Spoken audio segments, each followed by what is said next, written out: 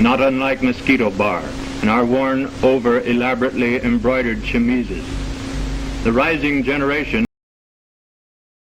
feet long, built and maintained by the Philippine government.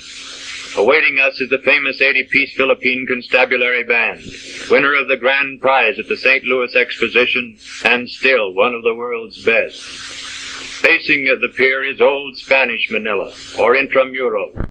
Though begun 350 years ago, it has endured well, being regarded as the best example of medieval walled town in existence.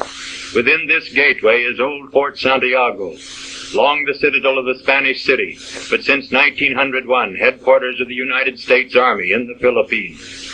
This is the 31st Infantry returning from morning parade on an expanse just outside the walls, where was once a moat, but which is now an 18-hole municipal golf course. Intramuros, with its narrow streets, is reminiscent of Madrid, except that the little two-wheel carriages are caramatas, and the Filipinas, wearing camisas with puff sleeves resembling bird cages, are quite exotic to Spain. The camisas are made of piña, or finely split pineapple fiber, not unlike mosquito bar, and are worn over elaborately embroidered chemises. The rising generation seems to want what it wants when it wants it. Perhaps that is why Manila is the only considerable city under the Stars and Stripes where prohibition is prohibited.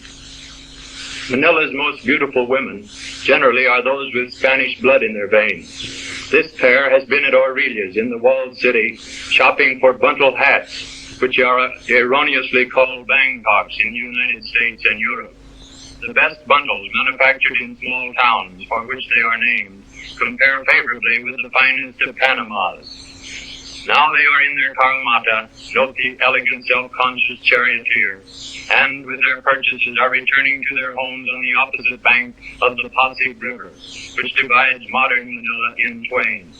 From the roof of the Masonic building, you look down on Jones's Bridge, with the walled city on the far shore in the distance. Upstream, on an island in the river, is El Hospicio de San Jose, an asylum for foundlings administered by the Sisters of Charity. In the north wall of the convent is a turning wheel for the receipt of abandoned children.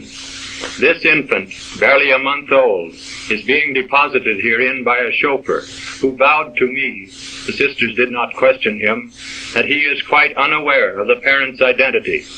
Another turn of that wheel will admit the nameless mite safely within the convent, where it will be reared, educated, and taught an occupation to enable it to be self-supporting.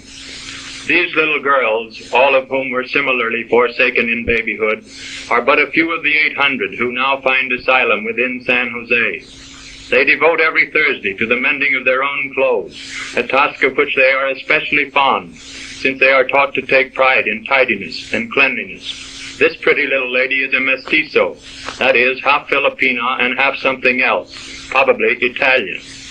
While this toothless youngster swears that she's an American, like Will Rogers, and just as proud of it. On the north bank of the Pasig is the Escolta, the principal retail street of American Manila, lined with banks, theaters, and drugstores. Not chemist shops, but drugstores, with ice cream, sodas, postcards, and pay telephones.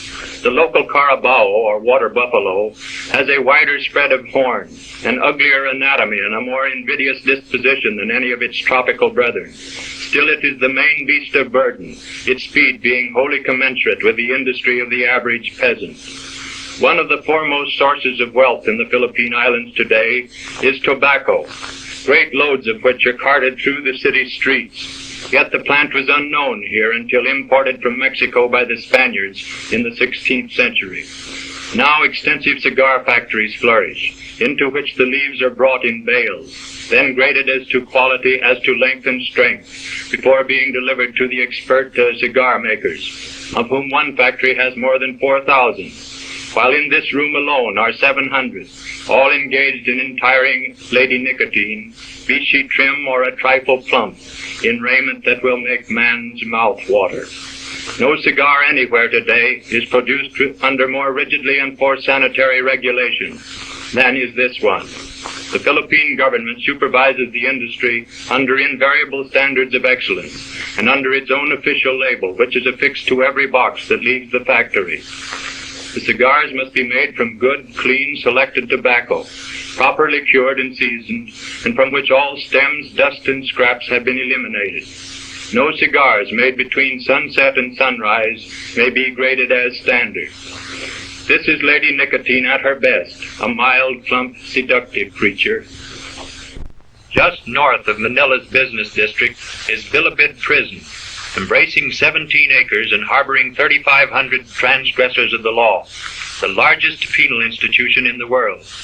Retreat every afternoon at 4:30 o'clock is an impressive half-hour ceremony, when visitors are admitted to a central tower, from which the ward buildings radiate like the spokes of a wheel, thereby enabling spectators to view the entire scene with ease. Selections by the prison band opened the review, following which the entire company engages in short calisthenic exercises, a feature that distinguishes Bilibid from other penitentiaries. Here the men are treated not unlike soldiers in barracks, being subjected to a system that grants privileges and metes out punishment according to conduct and industrial skill.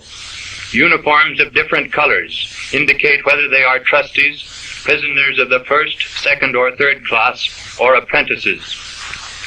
A drill by the crack Bilibid scouts, bearing wooden arms and comprising chiefly life and good behavior prisoners, concludes the afternoon display. This is a part of the model program of regular work, recreation, and rest, which the authorities believe prepares the inmate for eventual good citizenship. In fact, so beneficent is the regime that most of the guards are stationed outside to restrain immigration rather than inside, as is customary, to thwart emigration. Tondo is the Nipa shack quarter of Manila, where native huts are set on stilts to provide plenty of ventilation and stables for the livestock beneath. To the westward towers Corregidor Island, above which hover perpetual banks of clouds. Almost every evening, the last rays of the dying sun stream through, so gorgeous that Manila's reputation for matchless sunsets pursues us to whatever port of call.